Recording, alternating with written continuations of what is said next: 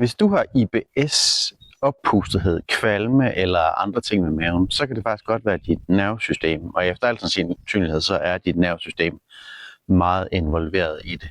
Det er nemlig sådan, at når vi lukker ned for vagusnerven her foran til, og det gør vi, når vi er i stressede situationer, så lukker vi ned for vores parasympatiske system og ryger ned i det sympatiske, altså kamp, flugt og overlevelse.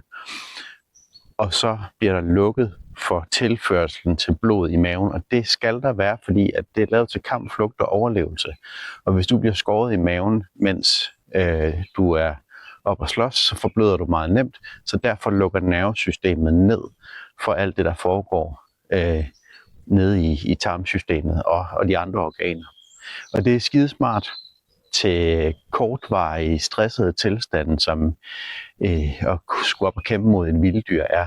Det er rigtig skidt, hvis vi er i det i for lang tid.